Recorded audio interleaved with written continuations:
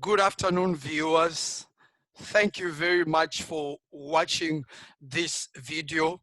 I'm coming to you live from Manchester, and my name is Dr. Charlie, and this portal is called Sahwira SME Hub. It is a portal that brings to you advice regarding being an owner manager operating your own business. And today we are privileged to have a special guest with us who is going to give us a few tips. I'll be introducing you to him straight away, and he has no less than 50 years of experience in business. He's here in the United Kingdom and he hails from Knutsford. Mark, it's my pleasure to welcome you. Thank you for inviting me, Charles. Right, thank you. Just before we get into our discussion, how is the lockdown so far there in Knutsford? Well, in truth, the lockdown for us is comfortable. We have a comfortable home. We've got a garden. We can go out for nice walks. Countryside around Knutsford is beautiful. We've got lovely weather. Yeah. We've got food on the table. So we've no right to complain. Lovely. I'm glad to hear that. Now, straight into the business for the day. Thank you very much once again for agreeing to come on this show. Basically, you're somebody who has no less than 50 years running your own business. Would you care to take us through, just for the benefit of our viewers, what can somebody out there who is considering getting into business, what can they do? How can they start a business? Well, you can start a business in a variety of ways, but I would suggest, Charles, that before even thinking about starting your own business, I would suggest that you first think about not going into commerce, not going into business, but make sure that you've examined every possibility of first going into a profession. Had I worked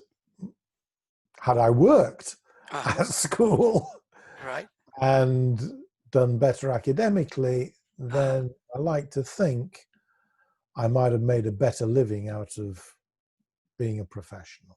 And the reason for that is that the thing that distinguishes somebody in business and somebody that's in a profession is that the professional is selling his time. Right. When you sit in front of his desk or he's answering one of your inquiries, he's got the clock ticking. Right. And he's billing you by the hour and by the minute. Now, a businessman isn't doing that. Okay. He's selling you a product or a service. Okay. And he hopes to do so at the market rate. He hopes that he's got the right stock on the shelves. He hopes that his service satisfies your needs. And he hopes that whatever he's charging you, less his expenses, will leave him with a profit and a good living. Thank you very much. Just to come in there for the benefit of our viewers. So in other words, you are saying before going into business, there is need for somebody to experience the world of work by actually working and then also do that risk assessment. Well, we'll come to that. But first of all, what I'm saying is check out the alternatives. Right. Be sure that it is actually commerce and business and industry that you want to go into.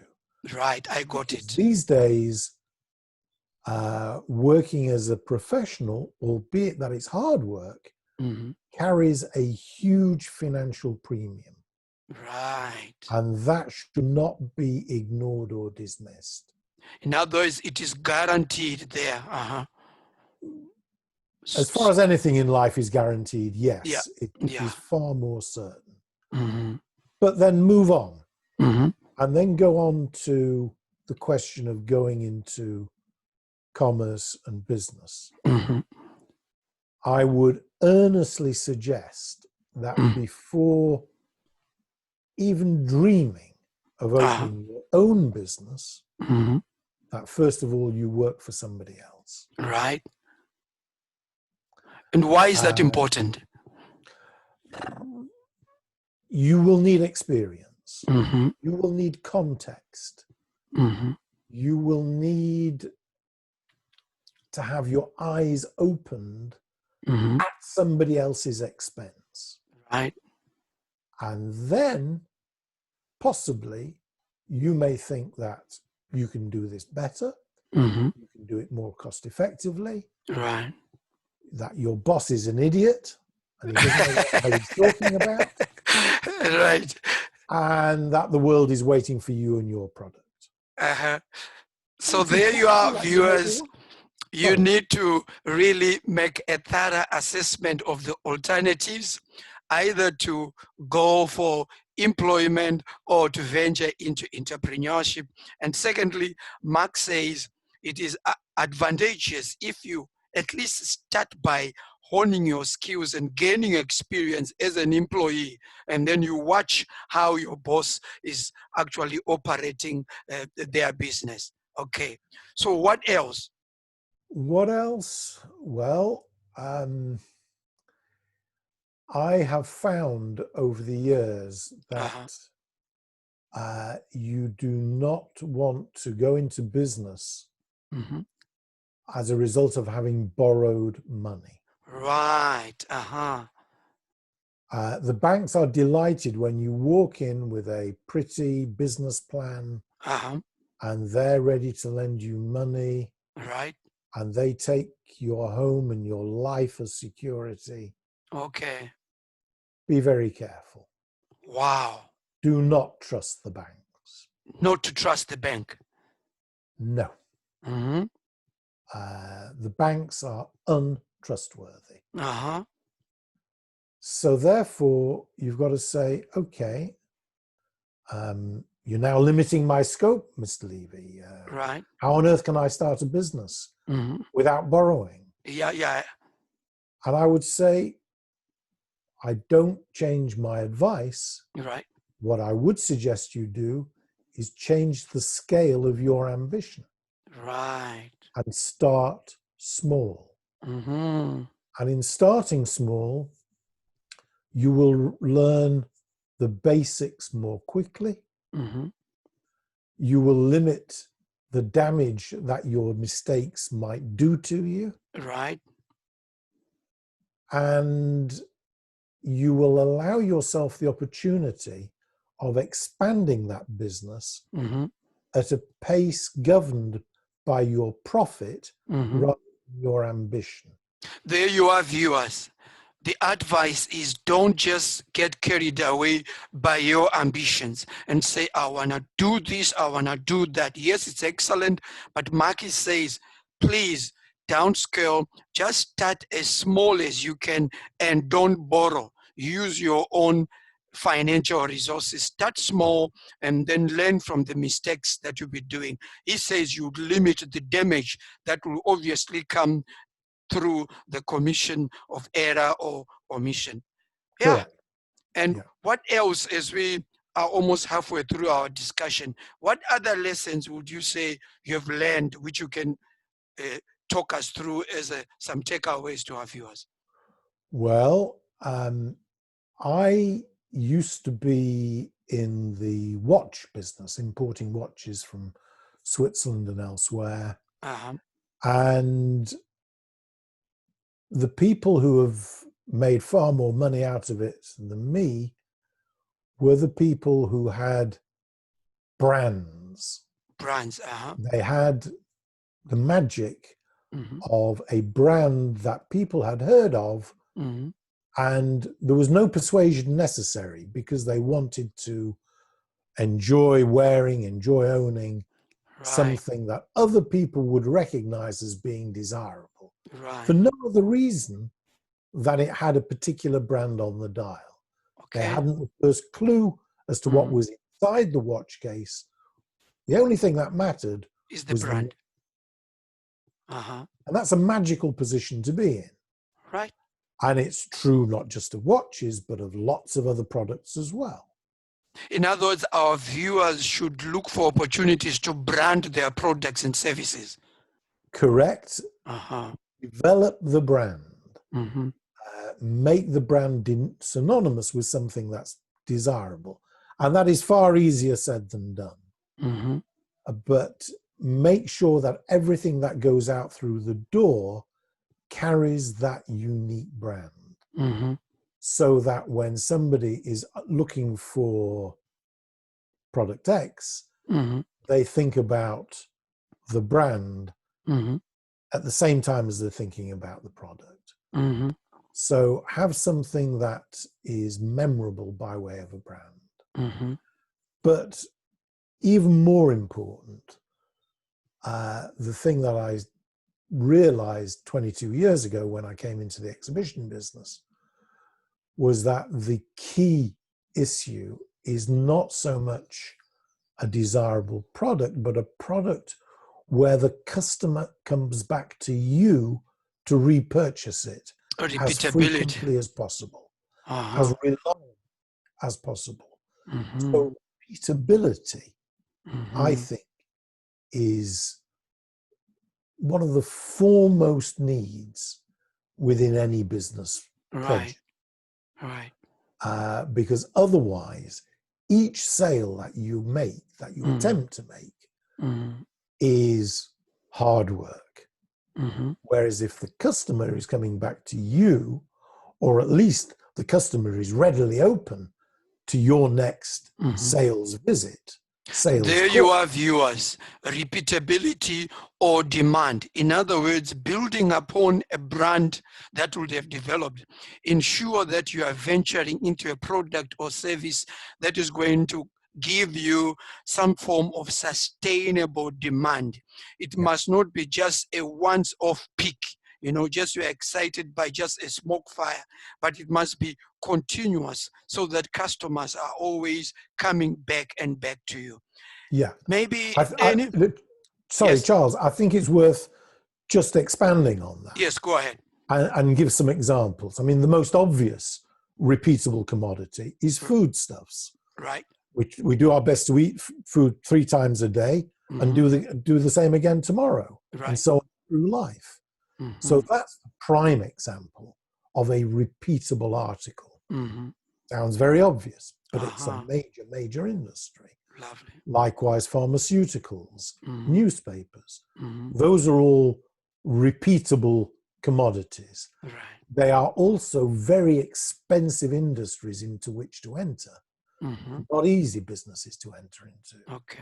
So you've got to find something else that has that repeatability, and it's worth assessing if you've got a variety of things that you might be looking at to say, once I successfully sell this to my customer, how likely is it, and how soon could it be before he picks the phone up and says, "Hey Charles, I need you to come and see me. I want to buy some more of that."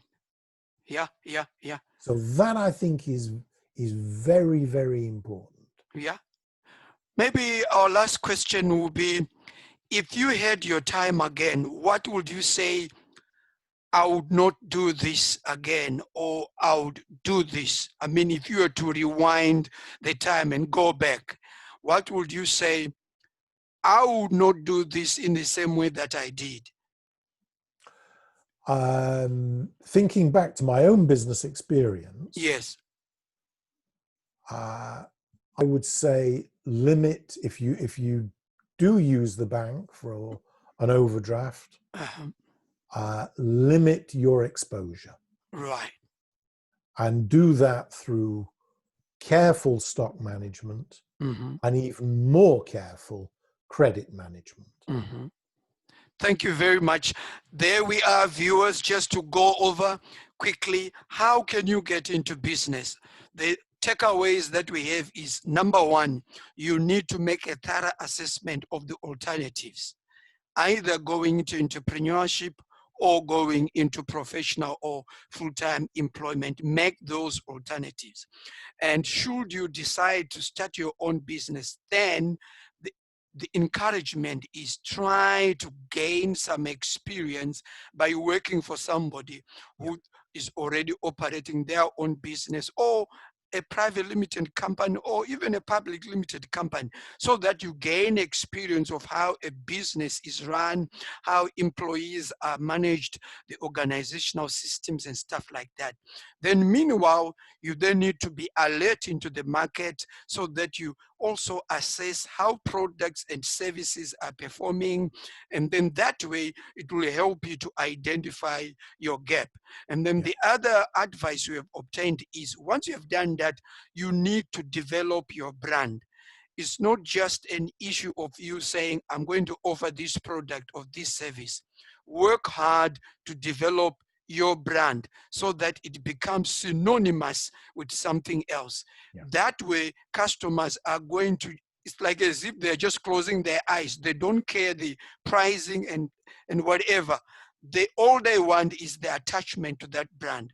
And then thirdly, Mark has told us that upon this brand, what you also need to do is to continue to dig in there, and he was giving us examples of the demand, that is, ensure that there is a repeated demand or sustainable demand, because it is this sustainable demand which keeps bringing in customers. And lastly, he has mentioned, which is what he also mentioned even at the first, to say, don't trust the bank. Please start business using your own finance. Therefore, don't be carried away by your ambition. Try to scale down, start small. And then he said, if he was to rewind the times, he would limit his exposure. So if you are to borrow, make it very, very small borrowings. Thank you very much, Mark. And before I say bye-bye, I just want to give you a few seconds to wrap it up. What else do you want to say to our viewers before I say bye-bye? Well, I would just add on a further point that it's very important, having started your business, you probably don't want to see it limited to your own time, your own physical strength and capacities. Right. You want to develop the business. You want to see it you want to see it grow. And the only way in which you're going to be able to do that is by using other people's time and labor in the pursuit of this business. So there are various ways in doing that. You can franchise it, you can use multi-level marketing, all sorts of different things, but probably the easiest is simply to employ people, either full or part-time. But having done that, the skill in there is to delegate well.